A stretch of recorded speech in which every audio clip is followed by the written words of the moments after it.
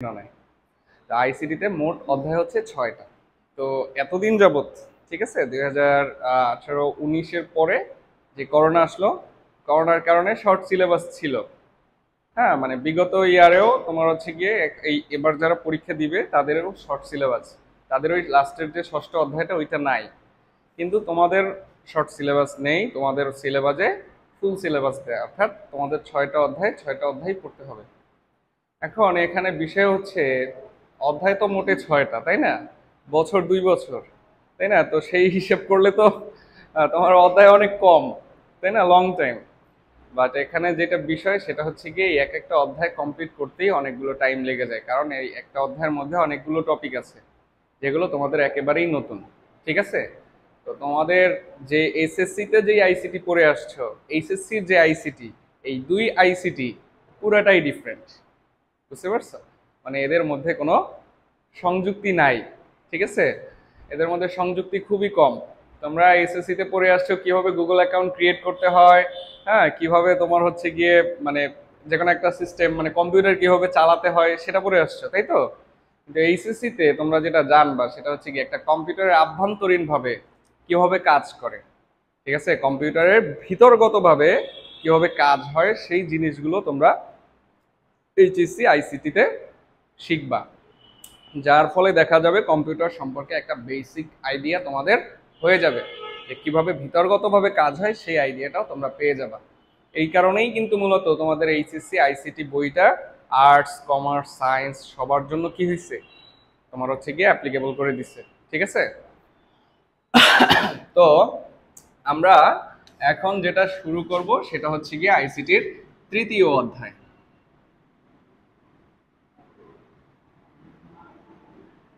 তৃতীয় অধ্যায়।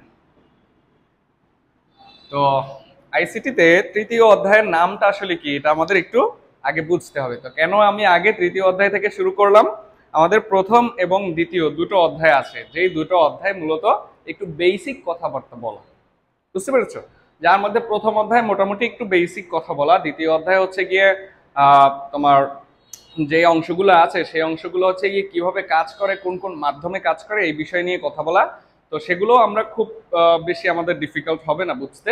বাট এই তৃতীয় অধ্যায় থেকে মূলত টেকনিক্যালি পড়াটা শুরু হয়। বুঝতে পেরেছো? তো তৃতীয় অধ্যায়ের মধ্যে মূলত ম্যাথ বলো, সমীকরণ বলো, চতুর্থ অধ্যায়ে প্রোগ্রাম বলো, হ্যাঁ, এইচটিএমএল যেটাকে বলা হয়, পঞ্চম অধ্যায়ে সি প্রোগ্রামিং, ষষ্ঠ অধ্যায়ে তোমার ডেটাবেজ। তো এগুলো সবই টেকনিক্যাল পড়াশোনা। ঠিক আছে? এগুলো সবই বুঝতে হবে, বাট প্রথম দ্বিতীয় অধ্যায় মোটামুটি নিজে একটু পড়লেও বোঝা যায়। কিন্তু তারপরেও আমরা ওগুলো রিক্যাপ করব, ওগুলোতে আমরা আসব। আমরা সর্বপ্রথম এই কারণে তৃতীয় অধ্যায়টা থেকে শুরু করেছি। আচ্ছা, তো তৃতীয় অধ্যায়ের মূল নামটা আসলে কি আমরা যদি দেখি, তৃতীয় অধ্যায়ের নামটা হচ্ছে সংখ্যা পদ্ধতি ও ডিজিটাল ডিভাইস।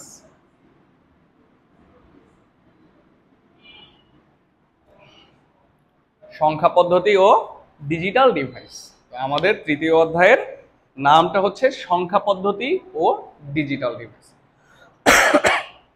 তো খেয়াল করো, আমাদের এই যে অধ্যায়টা আমরা পড়তেছি, এই অধ্যায়টার মধ্যেই কিন্তু আমার কয়টা অংশ দেখা যাচ্ছে? নামেই দুটো অংশ দেখা যাচ্ছে।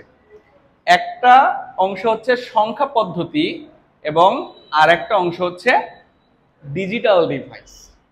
তো আসলেই আমাদের এই অধ্যায়টা দুটো অংশে বিভক্ত। প্রথম অধ্যায়ে আমাদের পড়তে হবে সংখ্যা পদ্ধতি, দ্বিতীয় অধ্যায়ে পড়তে হবে আমাদের ডিজিটাল ডিভাইস অংশ। তো এখন আমার একটা বেসিক প্রশ্ন, সেটা হচ্ছে গিয়ে তাহলে এখানে বলো তো, এখানে আমরা শিখতেছি কি? কম্পিউটার, তাই তো? কম্পিউটারের অভ্যন্তরে কিভাবে কাজ করতেছে সেই জিনিসগুলো আমরা শিখতেছি, তাই না? কিন্তু এখানে এই সংখ্যা পদ্ধতি তাহলে আমাদের কেন পড়তে হবে? সংখ্যা পদ্ধতি তো সাধারণত ম্যাথমেটিক্স এর ক্ষেত্রে পড়তে হয়, নর্মালি আমরা যেটা বুঝি, তাই না? ডিজিটাল ডিভাইস, এখানে ডিজিটাল এবং ডিভাইস নামে কিছু শব্দ আছে যেগুলো আধুনিক কম্পিউটারের সাথে যায় আর কি। কিন্তু সংখ্যা পদ্ধতি অংশটা তো আসলে এটা তো আধুনিক কম্পিউটারের সাথে মনে হয় না যে এটা যায়। ঠিক আছে? তাহলে কেন এই সংখ্যা পদ্ধতিটা তোমাদের পড়তে হবে? বুঝতে পেরেছো? তো এই বেসিক জিনিসগুলো আমাদের একটু আগে বুঝতে পারলে আমাদের পুরো চ্যাপ্টারটা পড়তে অনেকটা সুবিধা হবে, ঠিক আছে? তো দেখা যায় অনেক টিচার অথবা অনেক কোচিং সেন্টার বলো অথবা অনেক অন্যান্য জায়গায় বলো, তোমরা যখন যদি কোথাও পড়তে যাও তাহলে তোমরা দেখবা যে সেখানে তারা কি করে, তারা মূলত যেই কাজটা করে সেটা হচ্ছে গিয়ে মানে সংখ্যা পদ্ধতি শুরু করে একেবারে সরাসরি ম্যাথমেটিক্সের মধ্যে চলে যায়। কিন্তু এই জিনিসটা কেন প্রয়োজন, এই জিনিসটা কোথায় প্রয়োজন, এটা সাধারণত তারা অনেক সময় বলে না, বুঝতে পেরেছো? তো এটা না বলার কারণে যেটা দেখা যায় সেটা হচ্ছে কি আসলে আমরা কি জন্য পড়তেছি সেটাই আমরা বুঝতে পারি না অনেক সময়। তো যার ফলে দেখা যায় আমরা পড়েও অ্যাকচুয়াল মজাটা পাই না।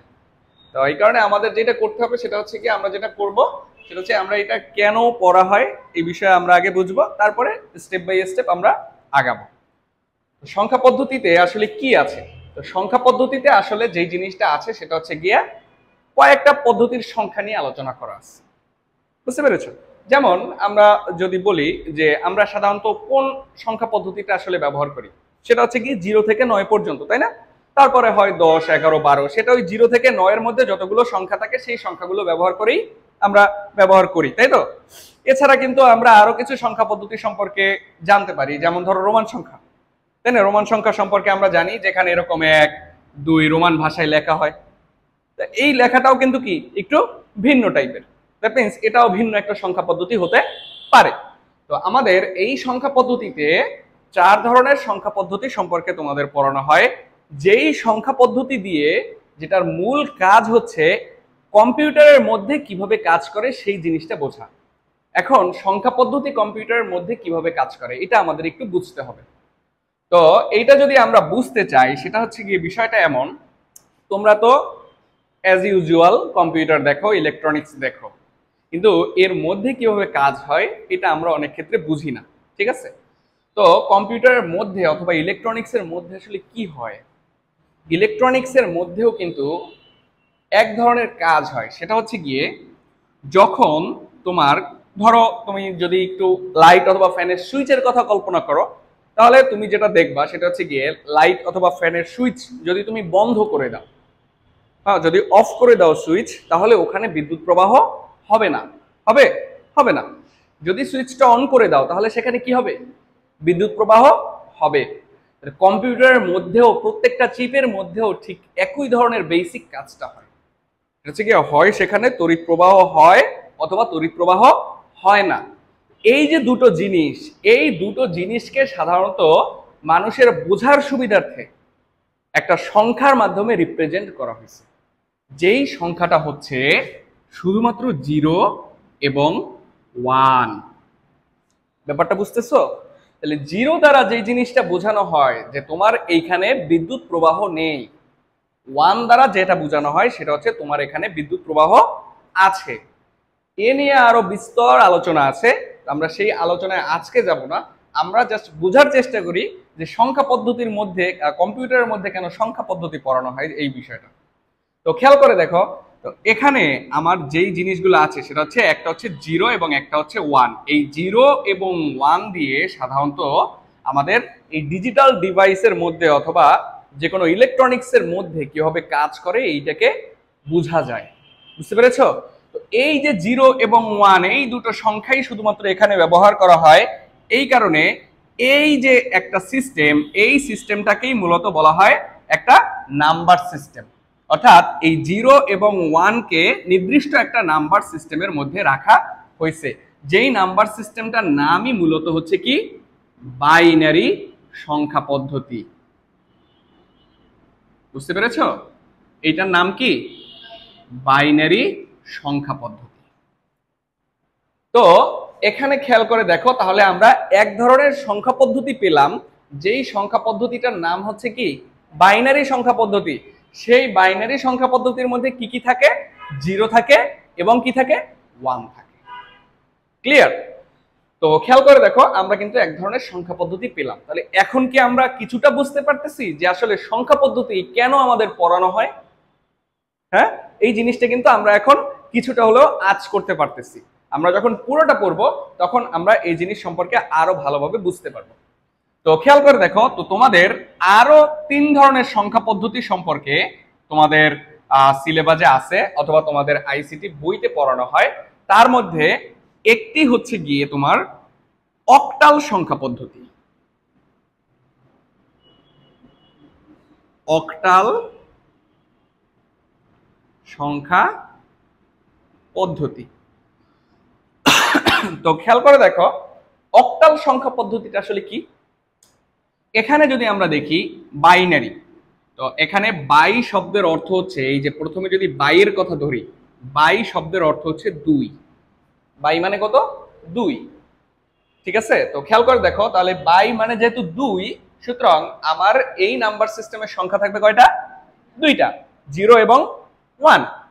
অনুরূপভাবে অক্টাল সংখ্যা পদ্ধতিতে খেয়াল করে দেখো অক্টা, অক্টা শব্দের অর্থ কি বলতে পারো কেউ? অক্টা শব্দের অর্থ হচ্ছে 8। অক্টা শব্দের অর্থ কি? 8। অর্থাৎ তাহলে আমরা এখান থেকে কি বুঝতে পারি না যে এখানে আমার 8টা সংখ্যা থাকবে? তাহলে সেই 8টা সংখ্যা আসলে কি কি? সে 8টা সংখ্যা শুরু হবে 0 থেকে। প্রত্যেকটা নাম্বার সিস্টেমই শুরু হবে কত থেকে? 0 থেকে। তাহলে 0 থেকে 1 2 3 4 5 6 এবং 7। তাহলে এইখানে আমার টোটাল কয়টা সংখ্যা হয়? 8টা সংখ্যা হয়। বুঝতে পেরেছি? তাহলে এই যে অক্টাল সংখ্যা পদ্ধতিটা আমরা দেখতেছি, খেয়াল করো এই অক্টাল সংখ্যা পদ্ধতিটাও মূলত আমার কম্পিউটারের অভ্যন্তরে ইলেকট্রনিক সিস্টেমের ক্ষেত্রে ব্যবহার করা হয়ে থাকে। বুঝতে পেরেছি বিষয়টা? এই গেল এক বিষয়। এরপরে আমরা যেই সংখ্যা পদ্ধতি সম্পর্কে আমরা সব থেকে বেশি জানি, মানে আমরা বেশি সব থেকে ব্যবহার করি, সেই সংখ্যা পদ্ধতিটার নাম হচ্ছে ডেসিমাল সংখ্যা পদ্ধতি।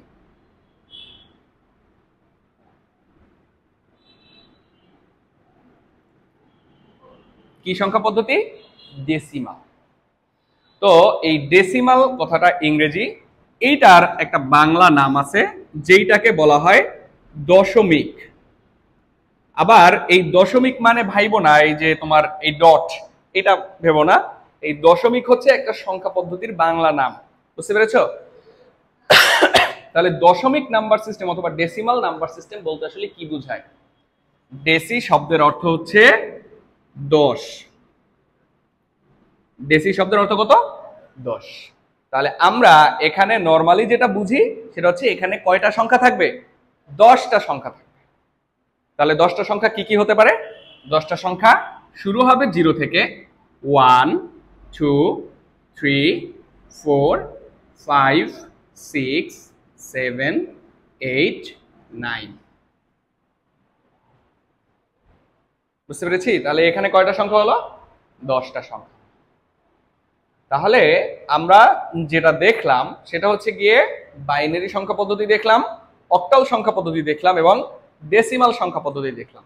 এখানে একটা জিনিস আমাদের বুঝতে হবে, সেটা হচ্ছে ডেসিমাল সংখ্যা পদ্ধতিটা মূলত আসলে কি। এই ডেসিমাল সংখ্যা পদ্ধতিটা কিন্তু আমাদের ইলেকট্রনিক্সে ব্যবহারযোগ্য সংখ্যা পদ্ধতি নয়। ইলেকট্রনিক্সে শুধুমাত্র ব্যবহারযোগ্য সংখ্যা পদ্ধতি হচ্ছে কি? বাইনারি। কিছু কিছু সিস্টেমে আমার অক্টাল সংখ্যা পদ্ধতি ব্যবহার করা হয়, কিছু কিছু সিস্টেমে আমার হেক্সাডেসিমাল সংখ্যা পদ্ধতি ব্যবহার করা হয়ে থাকে। বাট সরাসরি ডেসিমাল সংখ্যা পদ্ধতি সাধারণত ইলেকট্রনিক্সের ক্ষেত্রে ব্যবহারযোগ্য নয়। তাহলে ডেসিমাল সংখ্যা পদ্ধতিটা আসলে কেন এখানে দেওয়া হলো? ডেসিমাল সংখ্যা পদ্ধতিটা হচ্ছে মানুষ যেই সংখ্যা পদ্ধতিটা ব্যবহার করে। বুঝতে পেরেছি বিষয়টা? মানুষ যেই সংখ্যা পদ্ধতিটা ব্যবহার করে এটাই হচ্ছে ডেসিমাল সংখ্যা পদ্ধতি। এই ডেসিমাল সংখ্যা পদ্ধতিটা মূলত আবিষ্কার করছে কারা? এই ডেসিমাল সংখ্যা পদ্ধতিটা মূলত আবিষ্কার করছে আরবীয় এবং ভারতীয় গণিতবিদরা। বুঝতে পেরেছি? এই জিনিসগুলো তোমাদের বইয়ের প্রথম দিকেই দেয়া আছে, আমরা এগুলো নিয়ে পরবর্তীতে আরো বিস্তারিত আলোচনা করব। তো খেয়াল করে দেখো আমরা কয়টা সংখ্যা পদ্ধতি সম্পর্কে জানলাম? 3টা। তো আমাদের সংখ্যা পদ্ধতি আমরা দেখে আমি বলেছিলাম যে তোমাদের সিলেবাসে মোট কয়টা সংখ্যা পদ্ধতি আছে? 4টা। তো আমরা 3টা সম্পর্কে দেখলাম। এখন বাকি আরেকটা সংখ্যা পদ্ধতি সম্পর্কে আমরা একটু দেখে আসি। আমি এটা মুছে ফেলছি।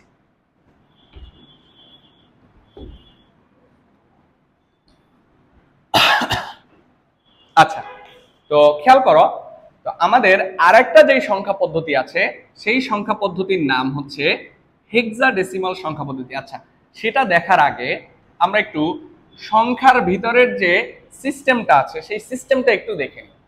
যেমন ধরো আমি যদি ডেসিমাল সংখ্যা পদ্ধতি দিয়েই কথা বলি, তাহলে জিনিসটা আমাদের বুঝতে সুবিধা হবে। যেমন আমার ডেসিমাল সংখ্যা পদ্ধতি ছিল 0, 1, 2, 3, 4, 5, 6, 7, 8 এবং 9, কি তাই তো? তো খেয়াল করে দেখো, আমরা যদি এই 9-এর পরে কোনো সংখ্যা পদ্ধতি সম্পর্কে অথবা এই সংখ্যাগুলোকে লিখতে চাই, তাহলে আমাদের কি লিখতে হয়? আমাদের লিখতে হয় কি 10, তারপরে কি লিখতে হয় 11, তারপরে কি লিখতে হয় 12। এখানে আসলে বিষয়টা কি হচ্ছে খেয়াল করো, আমরা এই যে জায়গাটায় প্রথম যে সংখ্যাগুলোকে সিঙ্গেল সিঙ্গেল লিখলাম, এর পরে মূলত আমরা যেটা করি আবারও সেই সিঙ্গেল সিঙ্গেল নাম্বারগুলোকে এখানে লিখি 4, 5, 6, 7, 8, 9। এবং আমরা এই দুটো যেহেতু সেম হয়ে যায়, এই কারণে সাধারণত যেই কাজটা করা হয় সেটা হচ্ছে যে প্রথম যেই সংখ্যাটা আছে এই সংখ্যাটা আমরা কি করি ওই সংখ্যাগুলোর পূর্বে লিখে দেই,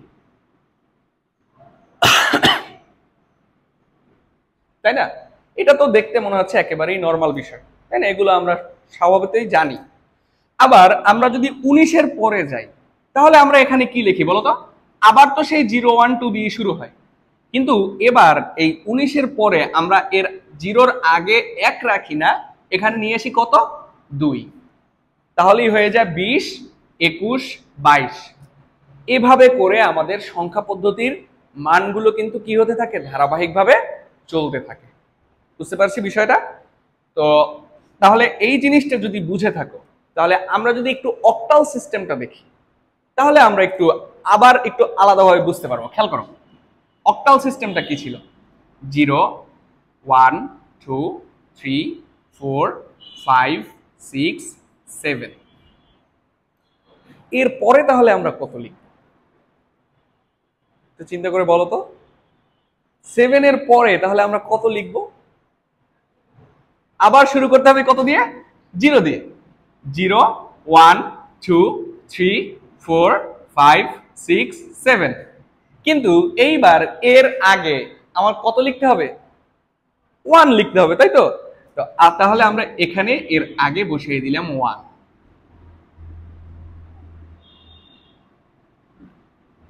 তাহলে একটু খেয়াল করে দেখো, এইখানে যেই 7 সংখ্যাটা আছে, 7-এর পরবর্তী সংখ্যা কত?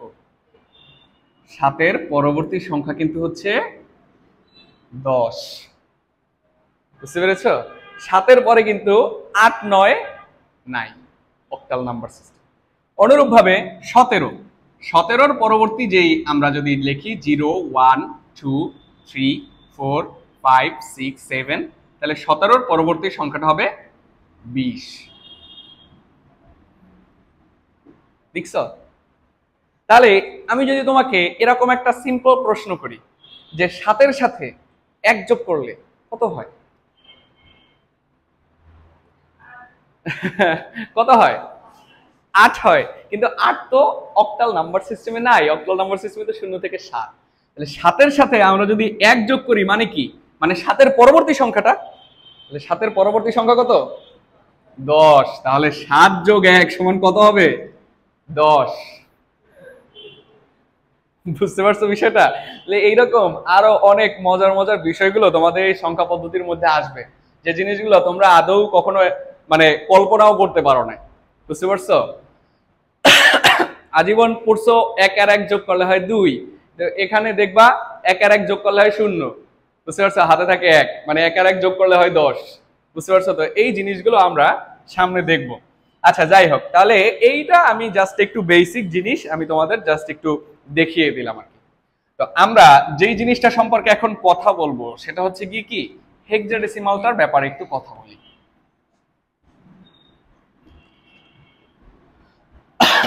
তো খেয়াল করো, আমরা যদি লিখি এখানে হেক্সাডেসিমাল,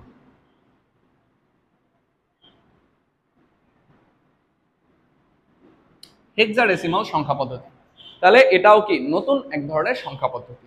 যেভাবে আমরা বাইনারি দেখেছি, যেভাবে আমরা অক্টাল দেখেছি, যেভাবে আমরা ডেসিমাল দেখেছি, সেভাবে হেক্সাডেসিমালও কি একটা সংখ্যা পদ্ধতি। তো হেক্সাডেসিমাল সংখ্যা পদ্ধতিটা আসলে কি জিনিস খেয়াল করে দেখো। আমাদের মনে রাখার সুবিধার্থে আমরা হেক্সাডেসিমাল কথাটাকে ভেঙে ফেলি মনে রাখার সুবিধার্থে। প্রথম শব্দটা আছে হেক্সা, পরবর্তী শব্দটা আছে কি ডেসিমাল। তো ডেসিমাল কথাটা তো আমাদের পরিচিত লাগতেছে, তাই না? তো ডেসিমাল মানে কি 10। তাহলে এখানে আমাদের বুঝতে হবে যে এখানে আমার 10 আছে। তাহলে হেক্সা কথার অর্থ কি? হেক্সা মানে 6। হেক্সা অর্থ কি 6। হেক্সা মানে সাধারণত 6কেই বোঝানো হয়। তাহলে 6। তাহলে খেয়াল করে দেখো, আমরা যদি 10 এবং 6কে একসাথে করে ফেলি, যোগ করে ফেলি, তাহলে এখানে আমরা কি পাবো? 16। তাহলে হেক্সাডেসিমাল নাম্বার সিস্টেমে এই 16টা সংখ্যাই থাকে। বুঝতে পেরেছি বিষয়টা? এই কি আর জীবনে ভুলবা? এটা আর জীবনে ভোলার মতো হবে না। তো খেয়াল করে দেখো, তাহলে হেক্সাডেসিমালের সংখ্যাগুলো আসলে কি কি এইটা আমাদের এখন বুঝতে হবে। খেয়াল করো, আমার হেক্সাডেসিমাল সংখ্যাটা শুরু হবে 0 থেকে। সবগুলো নাম্বার সিস্টেমে শুরু কোন থেকে? 0 থেকে। তাহলে আমরা লিখলাম 0, এরপরে লিখব কি 1 2 3 4 5 6 7 8 9। কি তাই তো? এখানে কয়টা সংখ্যা হলো আমার? 10টা সংখ্যা হলো 0 থেকে 9 পর্যন্ত। তো আমার এখনো আরো কয়টা সংখ্যা বাকি? আরো 6টা সংখ্যা এখানে বাকি। তাহলে সেই 6টা সংখ্যা আসলে কি কি? সেই 6টা সংখ্যা হচ্ছে, প্রথমটা হচ্ছে 10, পরেরটা হচ্ছে 11, পরেরটা হচ্ছে 12। আচ্ছা আমি একটু স্পেস দিয়ে লিখি, 10 11 12 13 14 এবং কি 15। তাহলে এই পরবর্তী সংখ্যা 6টা হচ্ছে এই। আমি কেন এটাকে এভাবে লিখলাম? এখানে একটু ভিন্ন বিষয় আছে। আচ্ছা, তো খেয়াল করে দেখো, আমরা এই বিষয়টাকে আমরা আগে বুঝবো, তারপরে কি হয়েছে সেটা আমরা দেখব। তো সাধারণত যেই কাজটা করা হয় সেটা হচ্ছে কি, হেক্সাডেসিমালে 0 থেকে 9 পর্যন্ত যেই সংখ্যাগুলো আছে এগুলোকে এভাবেই নর্মালি লেখা হয়। 0 1 2 3 4 5 6 7 8 9 এভাবেই লেখা হয়। বাট যখনই 10 চলে আসে, মানে দুটো সংখ্যা চলে আসে, তখনই সাধারণত এইখানে 10-এর পরিবর্তে লেখা হয় ইংরেজি অ্যালফাবেট এ। বুঝেছি? পরেরটা লেখা হয় ইংরেজি অ্যালফাবেট বি, পরেরটা লেখা হয় সি, পরেরটা লেখা হয় ডি, পরেরটা লেখা হয় ই, পরেরটা লেখা হয় কি এফ। কিন্তু গণনা কার্য সময় যখন তুমি গণনা করবা অথবা তুমি যখন যোগ বিয়োগ গুণ ভাগ এগুলো করতে যাবা, তখন কিন্তু এর মান যে 10 এইটা তোমাকে জানতেই হবে, এছাড়া কিন্তু তুমি মিলাতে পারবা না। তো এখন আমার প্রশ্ন হলো, কেন এখানে 10কে আমি না লিখে এ লিখলাম 10-এর পরিবর্তে? তাহলে আমরা এই জিনিসটা একটু বোঝার চেষ্টা করি, তাহলে আমাদের জিনিসগুলো আরো মনে থাকবে। কারণ এগুলো অনেক ক্ষেত্রে ভুলে যাওয়া হয়, মানে ভুলে যেতে হয় আর কি, অটোমেটিক্যালি ভুলে যায়। তো খেয়াল করে দেখো, আমরা এই জিনিসটা একটু দেখার চেষ্টা করি। তো আমি একটা সংখ্যা লিখি, আমি একটা ডেসিমাল সংখ্যা লিখি। ধরো আমি একটা ডেসিমাল সংখ্যা লিখি। ডেসিমাল সংখ্যাটা হচ্ছে, ধরো আমি লিখলাম 215। ঠিক আছে, এখানে আমি কি লিখছি? 2 লিখছি, 1 লিখছি, 5 লিখছি। আমরা যদি এটাকে নরমালি হিসাব করি তাহলে আমরা এখানে বুঝবো লেখা হয়েছে 215। কি তাই তো? তো এই জিনিসটাই আমি যদি তোমাদেরকে হেক্সাডেসিমালে চিন্তা করতে বলি, তাহলে তোমরা কিভাবে চিন্তা করবে? এখানে কি আসলে 215 লেখা? না, এটা ঠিক আছে, এখন আমরা বুঝতে পারছি দেখে আমরা বলি এটা 2f। বাট নরমালি চিন্তা করলে এখানে কিন্তু আমরা বুঝবো না যে এখানে 2f লেখা নাকি এখানে 215 লেখা। আমি চিন্তা করলাম এখানে লেখা হচ্ছে 215। তোমরা কেউ একজন চিন্তা করলা এখানে লেখা আছে 2f। দুই রকম চিন্তা তো আমরা করতেই পারি। এটা কি একটাও কি ভুল চিন্তা হলো? একটাও কিন্তু ভুল চিন্তা হলো। যখন তুমি কোনো একটা সিস্টেম নিয়ে এভাবে যোগ বিয়োগ গুণ ভাগ করবা, তখনই তুমি দেখতে পাবা যে এইভাবে যদি তুমি লেখো তাহলে তুমি একটা ঝামেলার মধ্যে পড়ে যাচ্ছ। মানে ডাবল সংখ্যা যখনই আসবে, 9-এর পরে কত চলে আসছে? 10। এই ডাবল সংখ্যা যখনই চলে আসবে, তখনই তুমি যদি এভাবে ডাবল সংখ্যাটাকে একসাথে লেখো, হয় কেউ এটাকে একসাথে কল্পনা করতে পারে, অথবা এটাকে কেউ আলাদা আলাদা করে কল্পনা করতে পারে। কিন্তু নাম্বার সিস্টেমের একটা বৈশিষ্ট্য আছে। বৈশিষ্ট্যটা কি? এটা হচ্ছে তোমার প্রত্যেকটা সংখ্যাকেই মূলত তুমি এখানে আলাদা আলাদাভাবে চিন্তা করতেছো। এখানে একসাথে চিন্তা করার কোনো সুযোগ নেই। যদি এটা একসাথে হয় তাহলে তোমার এখানে 215 না লিখে এই 15 এর পরিবর্তে কি লিখতে হবে? এফ কে লিখতে হবে। বুঝতে পেরেছি? অর্থাৎ যখন তোমার নাম্বারের ডুয়ালিটি চলে আসে, ডাবল নাম্বার চলে আসে, তখনই আমাদের কি করতে হবে? এই সিস্টেমটাকে চেঞ্জ করে ওখানে আমার হেক্সাডেসিমাল ভ্যালু এ, বি, সি, ডি, ই এবং এফ কে কি করতে হবে? বসাতে হবে। আমি কি বোঝাতে পারছি? এছাড়া তোমরা যদি হেক্সাডেসিমাল নাম্বার সিস্টেমগুলো লেখো তাহলে সেটা অ্যাকুরেট নাম্বার সিস্টেম হবে না। ঠিক আছে? তো এইটাই হচ্ছে মূলত হেক্সাডেসিমাল সংখ্যা পদ্ধতির বিষয়। হ্যাঁ, এখানে সংখ্যা হচ্ছে 0 থেকে 9 পর্যন্ত 10টা সংখ্যা। এরপরে হচ্ছে প্রথমটা এ, পরেরটা বি, পরেরটা সি, পরেরটা ডি, পরেরটা ই এবং পরেরটা কি? এফ। তাহলে আমরা কিন্তু মোটামুটি 4টা নাম্বার সিস্টেম সম্পর্কে কি করলাম? বুঝে ফেললাম কি, তাই তো? আচ্ছা, তো আমরা একটু অ্যাডভান্স টাস্কে চলে যাই। তো খেয়াল করে দেখো, এগুলো হচ্ছে আমাদের বইতে ব্যবহৃত, বহুল ব্যবহৃত নাম্বার সিস্টেম। কিন্তু তোমরা যদি প্রশ্ন দেখো, এইচএসসি প্রশ্ন দেখো, তখন তোমার সেখানে সাধারণত বিভিন্ন টাইপের প্রশ্ন হয়ে থাকে। এমন এমন সংখ্যা পদ্ধতি দিয়েও প্রশ্ন হয়ে থাকে যেই সংখ্যা পদ্ধতিগুলো আসলে তোমরা বইতে পড়োই নাই। ঠিক আছে? তো সেরকম একটা সংখ্যা পদ্ধতি আমি তোমাদেরকে একটু দেখিয়ে দিই।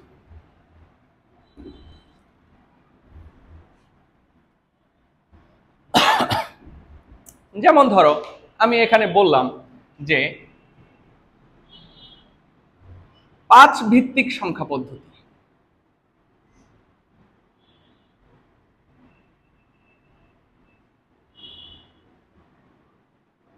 5 ভিত্তিক সংখ্যা পদ্ধতি, তাহলে এটা কি হতে পারে?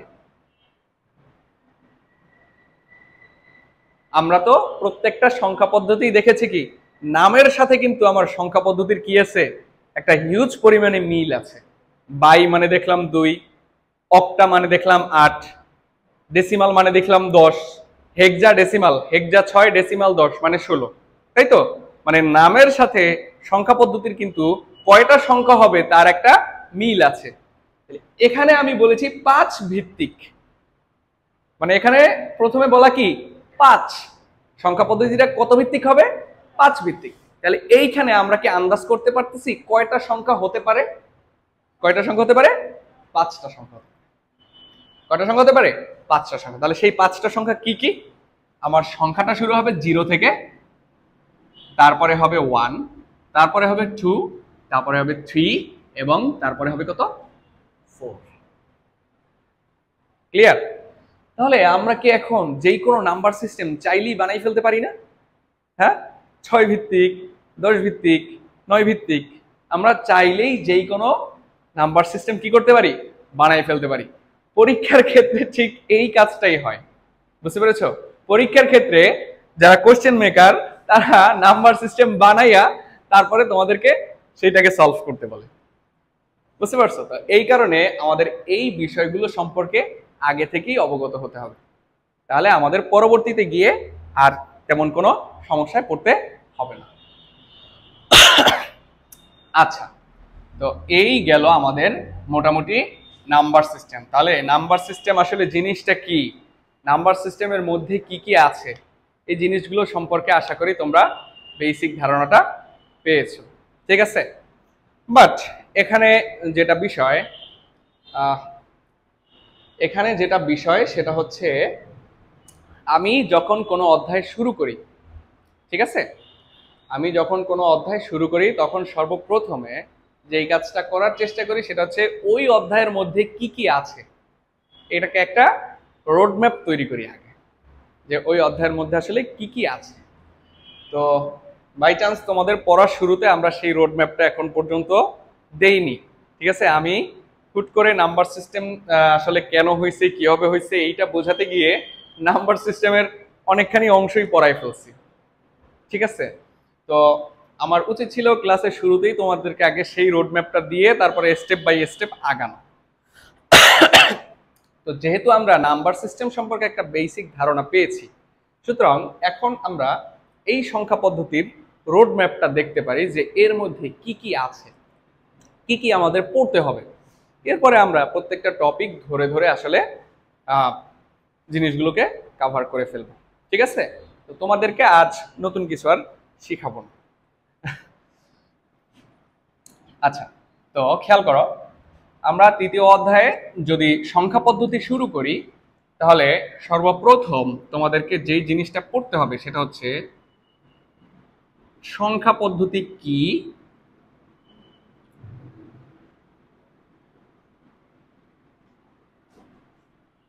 এর ইতিহাসটা জানতে হবে। সংখ্যা পদ্ধতি কি, সংখ্যা পদ্ধতির ইতিহাস পরে লেখো, আগে বিষয়টা দেখো। তো খেয়াল করো, এই যে টপিকটুকু আমি বলছি, এই টপিকের মধ্যে ইতিহাসের মধ্যে আমার যতগুলো সংখ্যা পদ্ধতি সেই পুরনো আমল থেকে যেই সংখ্যা পদ্ধতিগুলো শুরু হয়ে আসছে, হ্যাঁ, যেমন একেবারে যখন তুমি যদি আদিকালের কথা চিন্তা করো তাহলে সেখানে তোমাদের কিন্তু এরকম সংখ্যা টংখ্যা কিছুই ছিল না। তা হাতে গুনতো, পাথর দিয়ে গুনতো, নুড়ি পাথর দিয়ে গুনতো, দাগ কেটে গুনতো, ঠিক আছে। এভাবে নানান ভাবে তোমার সংখ্যাগুলোকে বোঝানোর চেষ্টা করতো। আস্তে আস্তে যখন আধুনিক হয়েছে তখন আস্তে আস্তে সংখ্যা পদ্ধতির আবির্ভাব ঘটছে, ঠিক আছে। তো সেই ইতিহাস সম্পর্কে তোমাদের একটু জানতে হবে। তো এইটা সম্পর্কে তোমরা কেন জানবা, এইটা সাধারণত সিকিউতে আসার মতো কোনো টপিক না, বাট এখান থেকে তোমরা দু একটা এমসিকিউ বোর্ডে পেলেও পেতে পারো।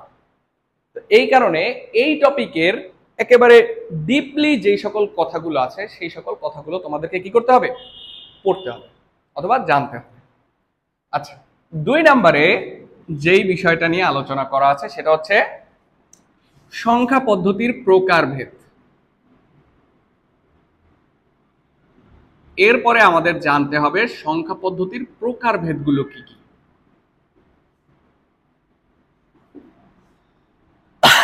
সংখ্যা পদ্ধতি কয় প্রকার, ঠিক আছে, এগুলো সম্পর্কে আমাদের জানতে হবে। তো 3 নম্বরে আমাদের মূল বিষয়বস্তু হচ্ছে সংখ্যা পদ্ধতি সম্পর্কে আলোচনা। তাহলে আমরা সংখ্যা পদ্ধতি কয় প্রকার দেখেছি, এইটা সাধারণত ওই প্রকারভেদের সাথে এই প্রকারভেদ ভিন্ন। এই যে সংখ্যা পদ্ধতির প্রকারভেদ, সংখ্যা পদ্ধতি সাধারণত 2 প্রকারের। কয় প্রকারের? 2 প্রকারের। একটা হচ্ছে পজিশনাল, একটা হচ্ছে নন পজিশনাল, ঠিক আছে। আমি তোমাদের জাস্ট বলে যাচ্ছি, এগুলো আমি পরবর্তীতে আবার পড়াবো। খেয়াল করো, একটা হচ্ছে কি পজিশনাল, একটা হচ্ছে নন পজিশনাল। আমরা যেই সংখ্যা পদ্ধতিগুলো দেখেছি এতক্ষণ, ডেসিমাল, বাইনারি, অক্টাল, হেক্সাডেসিমাল, এই সকল সংখ্যা পদ্ধতিগুলোই হচ্ছে গিয়ে পজিশনাল সংখ্যা পদ্ধতি। সবগুলো কি সংখ্যা পদ্ধতি? পজিশনাল সংখ্যা পদ্ধতি। তো এরপরে আমাদের যেটা কাজ সেটা হচ্ছে গিয়ে পজিশনাল সংখ্যা পদ্ধতি সম্পর্কে বিস্তারিত জানা। আমাদের কিন্তু নন পজিশনাল সংখ্যা পদ্ধতি নিয়ে তেমন কোনো কাজ নেই, পজিশনাল সংখ্যা পদ্ধতি। তাহলে পজিশনাল সংখ্যা পদ্ধতি কি? পজিশনাল সংখ্যা পদ্ধতি তোমার হচ্ছে গিয়ে এইটা আসলে এর মধ্যে কি কি আছে। তাহলে এর মধ্যে আমরা সাধারণত দেখলাম সেটা কি, এর মধ্যে আছে ডেসিমাল, বাইনারি, অক্টাল এবং কি হেক্সাডেসিমাল।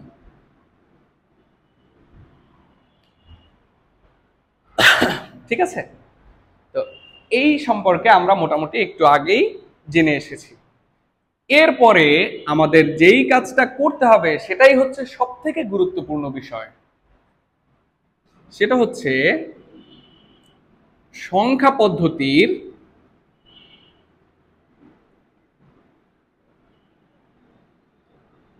রূপান্তর। বুঝতে পেরেছ? এই টপিকটুকুই হচ্ছে গিয়ে এই পুরো অধ্যায়ের মূল বিষয়বস্তু। ঠিক আছে, তো সংখ্যা পদ্ধতির রূপান্তর বলতে আসলে কি বোঝায়? সংখ্যা পদ্ধতির রূপান্তর বলতে বোঝায় তোমাকে কোনো একটা সংখ্যা পদ্ধতি ডেসিমেলে দিয়ে দিবে, তুমি সেটাকে কি করবা? বাইনারিতে কনভার্ট করতে হবে। আবার তোমার কোনো একটা সংখ্যা পদ্ধতি অক্টালে দিয়ে দিবে, সেটাকে তোমার ডেসিমালে কনভার্ট করতে হবে। মানে এই যে চারটা নাম্বার সিস্টেম আমরা দেখেছি, এই চারটা নাম্বার সিস্টেমের মধ্যে যেই রূপান্তরগুলো করা যায় সেই রূপান্তরগুলো আমাদেরকে জানতে হবে। ইভেন পরীক্ষার ক্ষেত্রে তোমাদের এর বাহিরেও গিয়ে জানতে হবে, সেটা হচ্ছে আমরা কিভাবে অন্য কোনো নাম্বার সিস্টেম থাকলে সেটাকেও রূপান্তর করতে পারি। বুঝতে পেরেছি বিষয়টা? তাহলে সেই বিষয়গুলো যদি তোমরা বুঝতে চাও তাহলে অবশ্যই তোমাদেরকে এই সংখ্যা পদ্ধতির রূপান্তর অংশটা খুব ভালোভাবে মনোযোগ দিয়ে পড়তে হবে। তোমরা যদি এই চারটা সংখ্যা পদ্ধতির রূপান্তর সম্পর্কে জানতে পারো তাহলে তোমরা পৃথিবীর যেই কোনো সংখ্যা পদ্ধতির রূপান্তর করতে পারবা, আই প্রমিসড। ঠিক আছে, তাহলে সাধারণত বইতে দেখা যায়, খেয়াল করো, 1 2 3 4 টোটাল আছে কয়টা? 4টা। তাহলে 4টাকে যদি তুমি রূপান্তর করো তাহলে দেখা যায় এখানে 12টা রুলস তৈরি হয়। কয়টা রুলস? 12টা রুলস। কিন্তু আমি তোমাদেরকে হাতে গোনা 5টা রুলস পড়াবো, যার মধ্যে 2টা রুলস হবে সব থেকে গুরুত্বপূর্ণ, বাকি 3টা রুলস গুরুত্বপূর্ণ কিন্তু সহজ। বুঝতে পেরেছো? তাহলে এই 5টা রুলস যদি তোমরা ঠিকভাবে পড়তে পারো তাহলে এখানে সংখ্যা পদ্ধতির রূপান্তর সম্পর্কে তোমাদের আর কোনো ঝামেলা আশা করি থাকবে না। ঠিক আছে, তাহলে এই গেল সংখ্যা পদ্ধতির রূপান্তর। এরপরে যেটা পড়তে হবে সেটা হচ্ছে সংখ্যা পদ্ধতির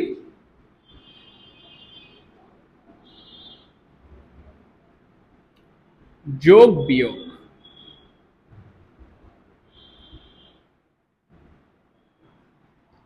আমরা কিভাবে একটি ডেসিমাল সংখ্যা পদ্ধতিকে যোগ করব? এই ডেসিমাল সংখ্যা পদ্ধতির যোগ তো আমরা স্বাভাবিকতই জানি, তাই না? 5 6 কত হয় এগুলো তো আমরা নর্মালি জানি, 10 আর 5 15, এগুলো নর্মালি জানি। কিন্তু বাইনারিতে যদি লিখে ফেলি 101010, তার সাথে আমি যোগ করলাম 1100, তখন কত হবে? সেটা তো আমাদের অবশ্যই কি করতে হবে? জানতে হবে। তাহলে সেটার জন্য নির্দিষ্ট কিছু নিয়ম আছে, সেই নিয়মগুলোকে আমাদের ফলো করতে হবে। অনুরূপভাবে কিভাবে বিয়োগ করব সেই জিনিসগুলো আমাদের জানতে হবে। এর পরবর্তীতে আর একটা গুরুত্বপূর্ণ টপিক হচ্ছে, সেটা হচ্ছে চিহ্নযুক্ত সংখ্যা।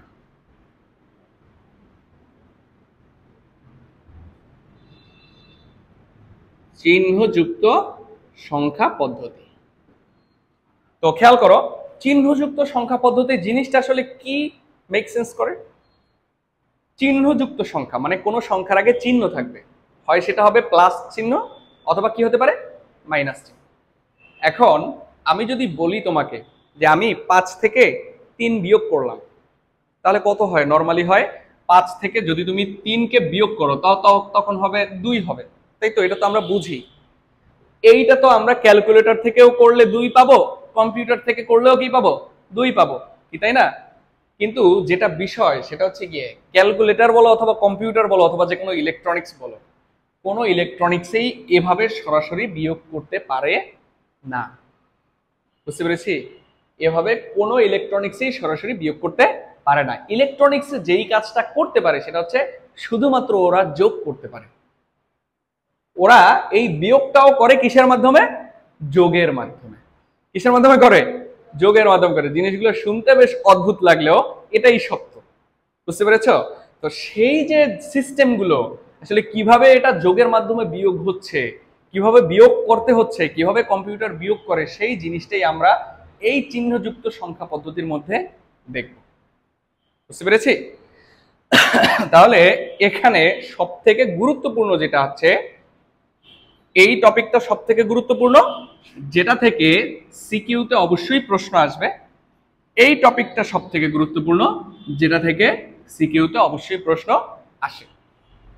বুঝতে পেরেছো? এই দুটো টপিক থেকেই এই টোটাল চ্যাপ্টারের মানে এই সংখ্যা পদ্ধতির মধ্যে এই দুটো টপিক থেকেই সাধারণত কোশ্চেন বেশি হয়। আমরা যদি একটু কোশ্চেন অ্যানালাইসিস করি তাহলে দেখব 95% প্রশ্নই সাধারণত এই দুটো টপিককে অবশ্যই অবশ্যই টাচ করবে। ঠিক আছে, তাহলে আমরা এখন দেখলাম চিহ্নযুক্ত সংখ্যা পদ্ধতি। তাহলে এই হচ্ছে আমাদের মোটামুটি সংখ্যা পদ্ধতি সম্পর্কে পড়া। এছাড়া আমাদের আর একটা টপিক সম্পর্কে জানতে হবে, সেটা হচ্ছে কোড সিস্টেম। সংখ্যা পদ্ধতি থেকেই আমরা একটা কোড সিস্টেম পেতে পারি।